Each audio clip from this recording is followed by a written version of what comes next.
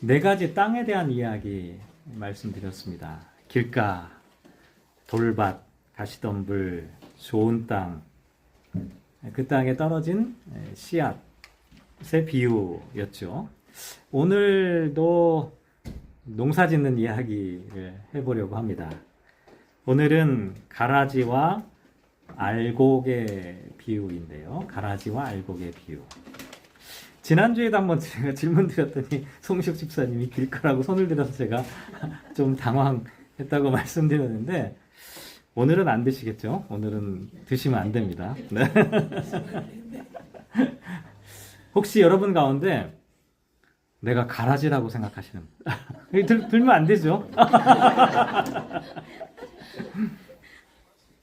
내가 진짜 알곡이다 이렇게 생각하시는 분 혹시 계십니까? 내가 진짜 알곡이다 막 들고 싶은데 마음속으로 막 들고 싶은데 남들이 어떻게 볼까 아마 못 드시는 분들이 계실 텐데 혹시 이렇게 생각하시는 분 계실지도 몰라요. 지난주에 제가 네 가지 땅에 대한 이야기를 말씀드리면서 인간 내면 속에는 이 네 가지가 사실 공존한다 라고 말씀드렸어요. 어떤 때는 길가 같기도 한데 어떤 때는 돌밭 같기도 하고 또 어떤 때는 가시덤불이 있고 어떤 때는 좀 좋은 땅이 되는 것 같기도 하단 말이죠. 그러니까 오늘 제가 조금 전에 드린 이 질문을 딱 생각하면서 한번 머리를 이제 쓰는 거죠. 아, 내가 처음에는 가라지였는데 점점 좋은 곡식이 되어가고 있습니다 라고 이렇게 대답하시려고 하시는 분이 혹시 계실지도 모르겠어요. 그런데 오늘은 그게 안 통해요. 오늘은 그게 안 돼요. 왜냐하면 오늘은 상황이 완전히 다르기 때문에 그래요. 이 가라지라고 하는 거, 여러분 아마 가라지라고 하면 머릿속에 연상이 안 되시죠? 이 가라지라고 하는 게 시골에서 농사를 져보신 분은 아마 금방 머릿속에 떠오르실 수가 있는데 그 벼농사를 짓잖아요. 그 벼농사를 지을 때 그 벼 옆에 뭐가 자라요? 피가 자라잖아요. 그죠? 그걸 생각하시면 이 가라지를 금방 이해하실 수가 있습니다. 그 헬라어 성경을 찾아보면 이 가라지를 뭐라고 표현하고 있냐면 지자니온이라고 하는 단어를 써요. 지자니온. 영어 성경 찾아보면 위드예요. 그냥 위드. 근데 이게 지자니온이라고 하는 이 단어의 원뜻은 뭐냐면 우리말로 정확하게 번역하면 이게 독보리 이렇게 번역을 해요. 독보리. 앞에 독자가 붙어요. 이게 왜 독보리라고 이렇게 말하냐면 이게 밀밭에서 자라나는 걸 나타내요. 밀밭에서 밀이 막 자라야 되는데 생긴 게 똑같은 거예요. 전문적인 농사를 짓는 농부들이 볼 때도 이게 밀인지 아니면 지자니온인지를 구분을 못하는 거예요. 구분하기가 어려워요. 더군다나 밀과 지자니온은 어떻게 하냐면 뿌리를 엉켜 있어요. 이게 참 묘한 그런 식물인데 왜 하필이면 여기에 독자가 붙었냐, 독볼이라고 하는 독자가 붙었느냐. 이게 밀과는 다르게 곰팡이균이 서식하기가 쉬운 거예요. 그래서 곰팡이균에 감염된 이 지자니온을 밀과 섞어서 자칫 잘못해서 먹게 되면 어떻게 되냐면 처음에는 배탈을 나고요.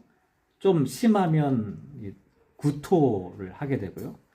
좀 더 심하게 되면 아주 극심한 현기증에 빠지게 됩니다.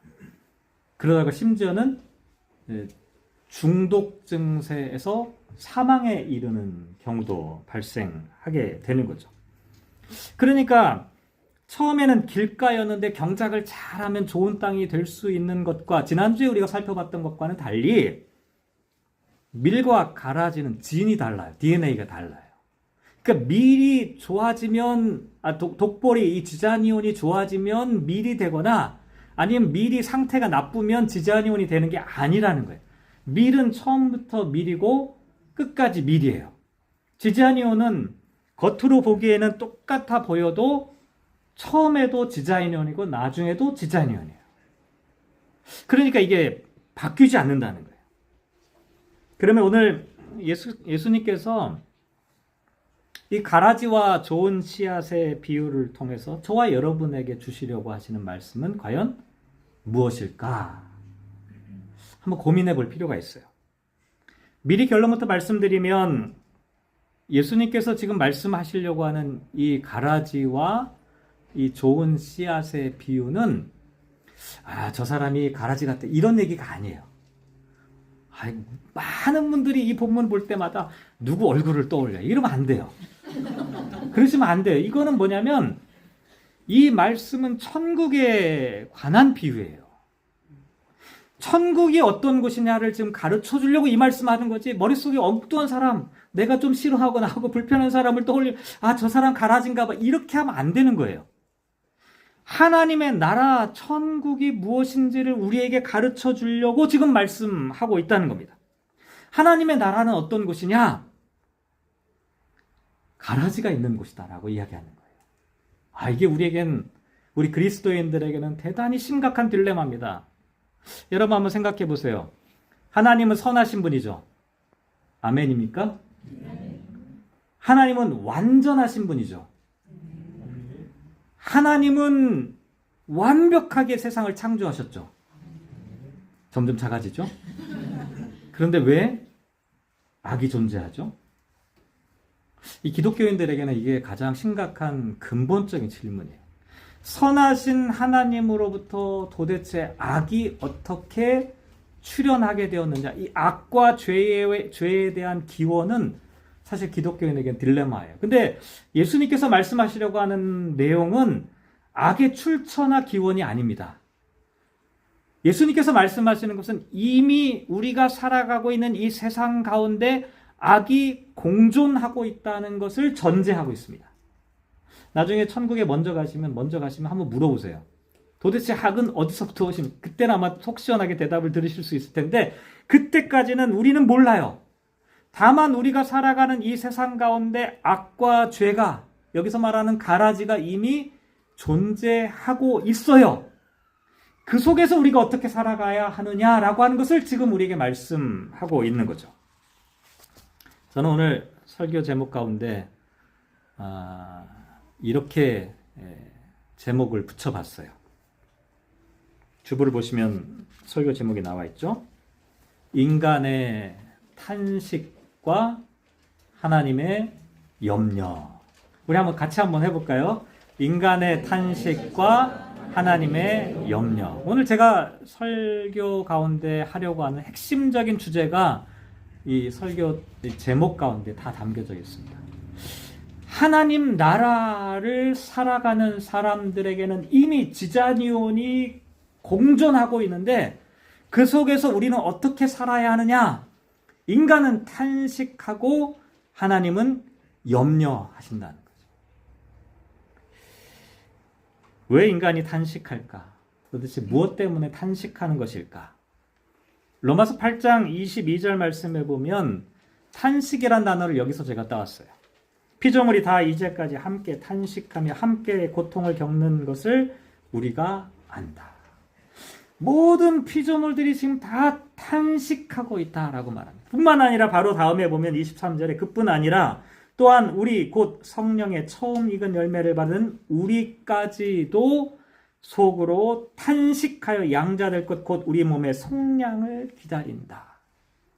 구원받은 그리스도인들에게는 탄식이 사라집니다. 이렇게 말하지 않는 거예요. 사도 바울의 이야기는 구원받은 그리스도인들은 우리가 속량을 받을 때까지 탄식하고 있다라고 말하고 있다는 것이죠.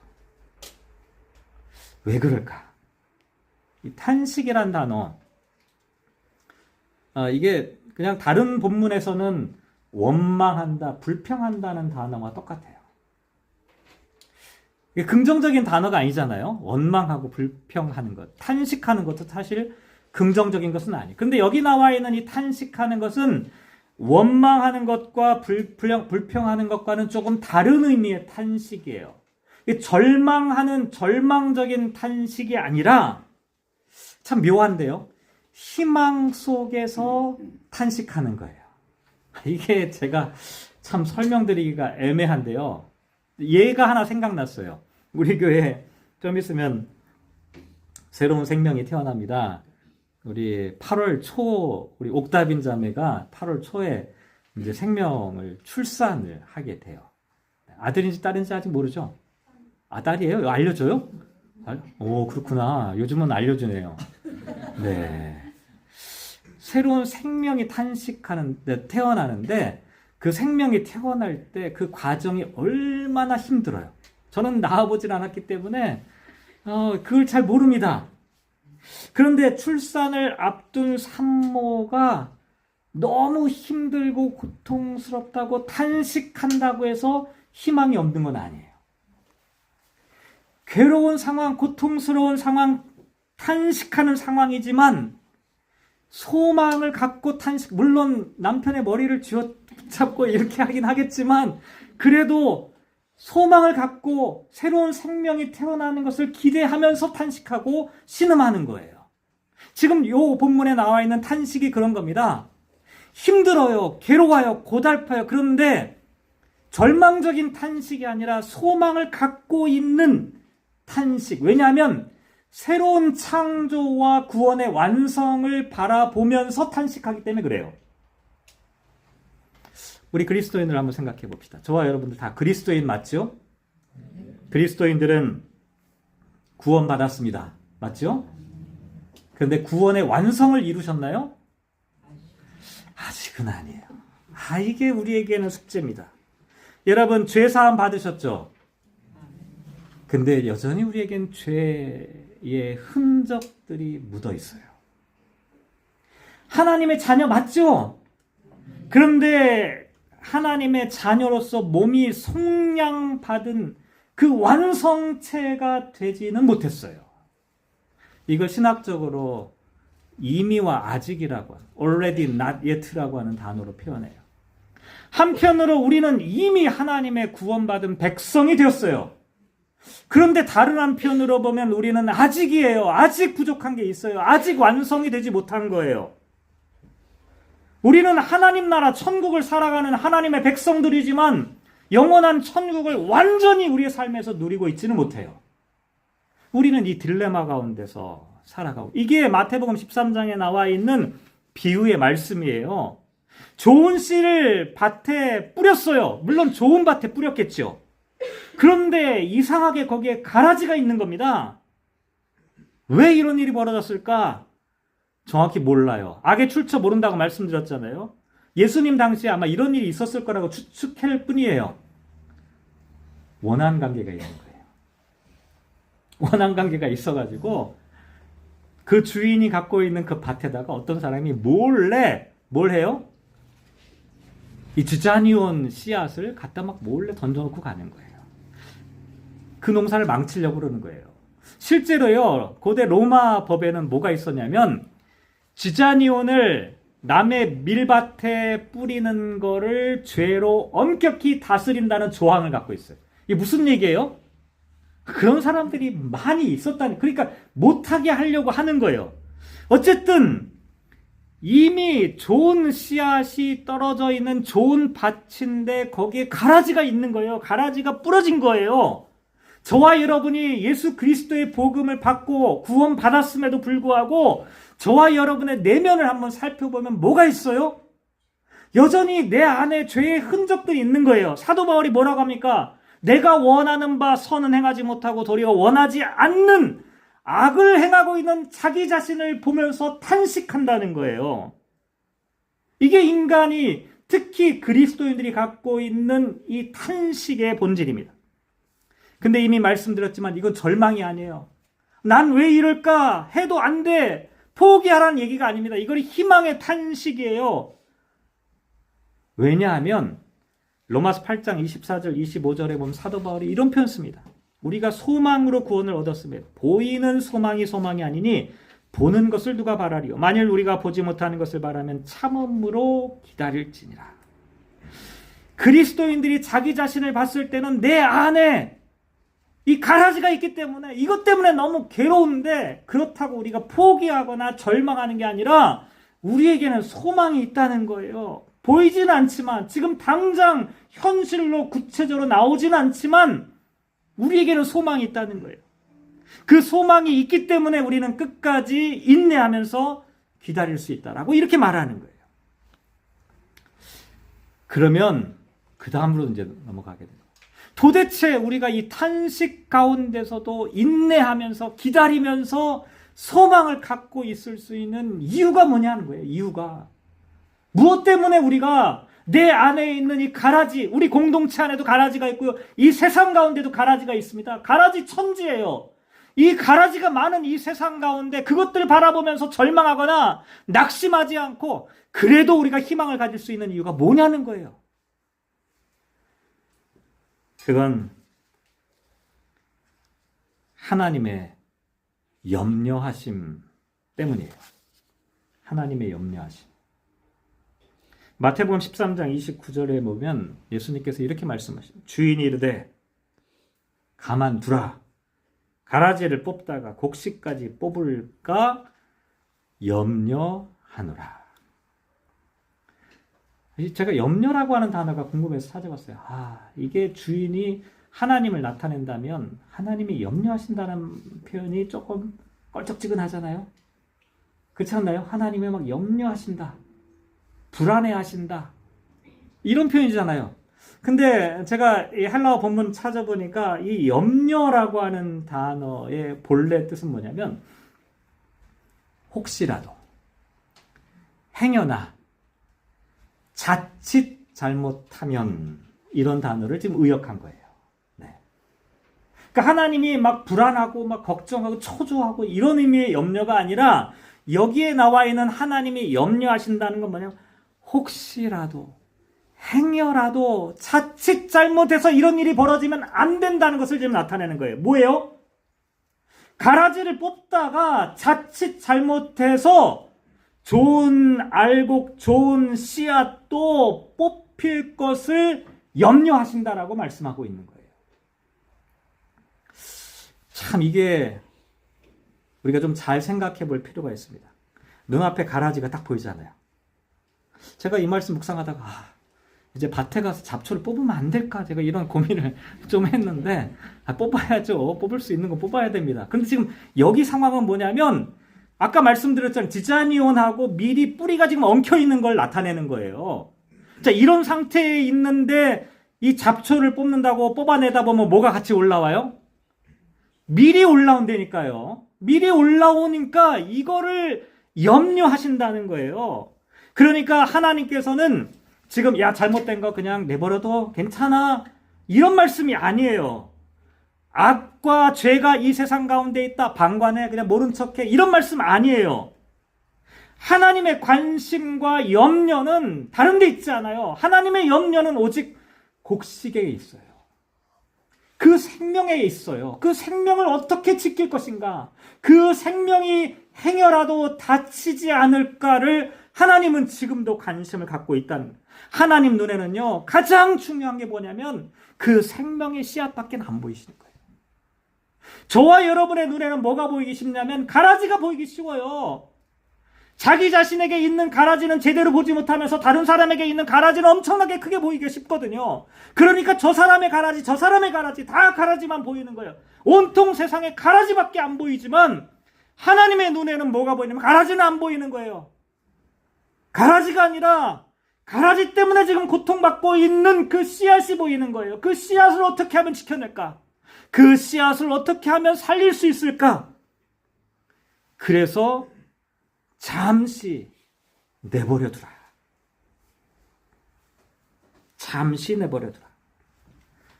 예수님 당시에 사람들이 생각했던 게 바로 이런 거였어요.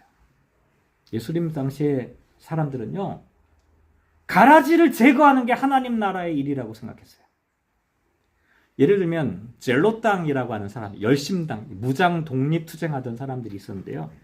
이 사람들은 로마의 앞잡이들을 가슴속에 칼을 품고 다녔어요. 그래서 이 사람들 시칼이라고 불렀어요. 우리말 시칼하고 비슷하잖아요. 외우기가 좋아요. 가슴에 시칼을 품고 다녔던 시카리파가 젤로당파의 아주 무장 독립 투쟁을 했던 사람들. 이 사람들은요, 가슴에다 칼을 품고 다니다가 저 민족의 배신자 보이잖아요? 가서 찌르는 거예요. 이 가라지들 다 죽여 없앤다. 이게 시카리파, 열심당파. 예수님의 제자들 가운데도 열심당파가 있었어요. 칼을 품고 있었다. 이렇게 생각하는 사람들이 있었어요. 바리새인들도 마찬가지예요. 바리새인들 어떤 사람들이에요? 죄인들은 공동체 밖으로 추방해야 된다고 생각했어요. 율법을 지키지 못하는 사람들, 하나님의 율법대로 살지 못하는 죄인들, 이 가라지들은 다 뽑아가지고 밖에 버려야 된다.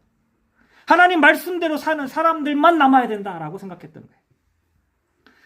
예수님 당시에 또 어떤 사람, 세례 요한과 비슷한 에세네파 사람들, 에세네파는 에센스라고 하는 단어에서 나와요. 에센스 뭐냐면 본질, 그냥 아주 정수를 나타내요. 광야로 들어가는 거예요. 그냥 세상, 이 가라지 세상을 내가 견디지 못하니까 나는 저 광야로 가겠다. 거기서 완전히 세상과 분리된 공동체를 만들어 놓고 우리는 알곡들만 있는 공동체 가운데 살겠다. 이게 에스네파예요. 세례 요한도 그 가운데 있었어요. 이 사람들도 가라지와는 분리되는 삶을 살려고 했어요. 예수님의 제자들 가운데도 그런 사람이 있었어요. 예수님의 말씀을 거절하는 사마리아 사람들을 향해서 뭐라고 했어요? 누가복음 9장에 보면 예수님, 지금 당장 하늘에 불이라도 내려서 저 사람들 다 멸망시켜 주십시오. 다 무슨 얘기예요? 가라지를 뽑아내는 것이 하나님 나라의 일이라고 생각했던 사람들의 모습이에요. 오늘날도 많은 사람들이 그렇게 생각하기가 쉬워요. 가라지를 뽑아내는 게 하나님 나라의 일이다. 아니에요. 가라지를 뽑다가는 알곡이 다칩니다. 가라지를 뽑는 게 우리의 관심이 되어서는 안 됩니다. 우리의 관심은 뭐냐면 생명을 지키는 겁니다. 어떻게 하면 이 생명이 자라날, 가라지 뽑는 일은요, 우리가 할 일이 아니에요. 마지막 심판은 하나님이 하시는 겁니다. 마지막 판단은 하나님께 맡기는 겁니다. 우리가 할 일은 뭐냐면, 가라지가 있음에도 불구하고, 이 알곡들이 건강하게 자랄 수 있도록 어떻게 하면 도울 것인가. 이게 하나님의 관심이라니까요. 하나님이 지금 그걸 바라보고 계시는 거예요. 하나님이 지금 이 땅을 바라보면서 하나님 나라의 공동체를 이루어가기 위해서 가라지를 제거하신 게 아니라 가라지가 있음에도 불구하고 그 가라지가 아니라 생명의 알곡을 어떻게 보호할까를 염려하고 계신다라고 말씀하고 있는, 이게 부모님의 마음하고 똑같은 거예요. 부모님의 눈에는 다른 게 안 보이잖아요. 이 생명이 어떻게 잘 자랄 것인가, 어떻게 건강하게 아름답게 바르게 성장할 것인가, 이거밖에는 안 보이는 거예요. 똑같은 거예요. 저와 여러분이 탄식하면서도 소망을 갖게 될 수밖에 없는 이유가 바로 여기 있어요. 우리 하나님이 염려하고 계시기 때문이죠. 성경에 좋은 예가 있어요. 창세기 28장에 보면, 지난주에도 우리가 야곱에 대한 이야기 생각해 봤잖아요. 야곱이 어떤 사람입니까? 움켜잡는 사람이라고 말씀드려요. 야곱이란 이름 자체가 움켜잡는 사람이에요. 욕망과 열정이 가득했던 사람. 아버지를 속이고 형을 속이고 도망치다가 창세기 28장에 보면 베델입니다. 베트라고 하는 게 집이란 단어, 엘이라고 게 하나님이란 단어. 베델 하면 하나님의 집. 원래는 그 단어가 하나님의 집이 아니에요. 거기가 하나님의 집이 아니었어요. 그런데 이 베델에서 하나님을 만난 사건이 바로 이 창세기 28장에 지금 기록되어져 있는데요. 야곱이라는 사람 지난주에 설명드렸지만 어떻습니까? 이 사람 그리 좋은 사람 아니었어요. 제가 볼 때는요. 그렇게 훌륭하고 존경받을 만한 사람 아니었어요. 물론 마음밭에 나쁜 것만 있었던 건 좋은 것도 있었겠죠. 그런데 제가 볼 때는 가라지가 더 많았던 사람이었어요. 야곱의 인생에 쓴뿌리가 얼마나 많았는지 아십니까? 그런데 하나님께서는 야곱을 바라보실 때 가라지를 보시고 뽑아내지 않으셨어요. 기다리셨어요. 오히려 창세기 28장에 보면 사닥다리 환상을 보여요. 예배의 환상입니다. 천사가 오르락 내리락 한다고 그러잖아요. 하나님의 말씀이 내리락, 위에서부터 내려오는 거고 성도들의 기도와 찬양과 헌신이 올라가는 겁니다. 이 사닥다리 환상은 예배의 본질을 나타내요. 하늘이 내려오고 이 땅의 것이 올라가는 이 엄청난 환상을 야곱이 보았습니다. 그러면서 하나님께서 야곱에게 약속해 주셨죠. 내가 너와 함께 있어. 내가 어디로 가든지 너를 지키며 내가 내게 허락한 것을 다 이루기까지 너를 떠나지 않겠다. 이럴 때는 아멘 하시면 참 좋을 것 같아요. 얼마나 감동적인 말씀. 내가 너를 떠나지 않겠다. 어디로 가든지 내가 너를 지키겠다. 근데요, 그 이후의 삶에 어떤 일이 벌어집니까? 하나님께서 천국에 대한 약속을 주셨는데 그럼에도 불구하고 야곱의 인생은 가라지가 없는 평탄한 인생이 아니었습니다. 삼촌 라반에게 속아서 20년 동안 고생하고 가족 간의 갈등, 그 와이프들 사이의 경쟁과 시기와 갈등, 자식들 문제 때문에 눈물 흘리는 날이 번번이었습니다. 야곱의 인생은 가라지가 사라지지 않고 계속 남아 있었던 거예요. 그런데 그렇다고 해서 야곱의 인생이 가라지로만 끝났느냐? 그렇지 않아요. 가라지가 있었지만 하나님께서 이 야곱이라고 하는 사람을 통해서 그 좋은 씨앗이 날마다 자라나도록 하셨다는 거예요. 그 증거가 어디냐? 지난주에 말씀드렸잖아요. 형 에서를 만나게 되잖아요. 형 에서를 만날 때 야곱이 어떻게 하는 줄 아세요? 자기가 그동안 불려왔던 재산 있잖아요. 이걸 선물로 형에게 줘요. 이 선물이라는 단어가 미느하라고 하는 단어인데요. 이 미느하라고 하는 이 단어가 뭐냐면 복이라는 단어예요.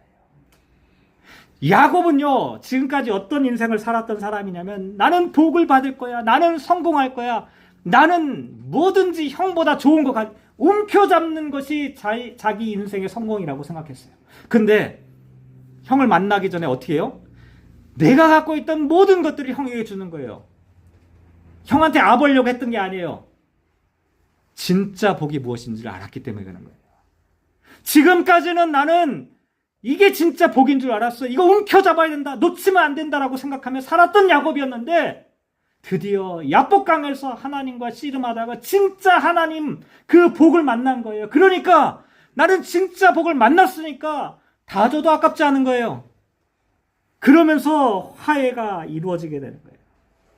야곱이라고 하는 씨앗 가운데 있는 그 씨앗이 좋은 열매를 맺기까지 하나님께서는 기다리고 기다리신 거예요.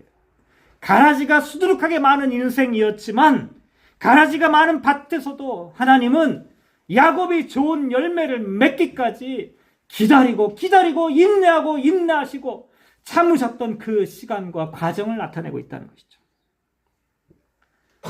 사랑하는 성도 여러분, 예수님의 이 비유는 천국의 비유라고 말씀드렸습니다.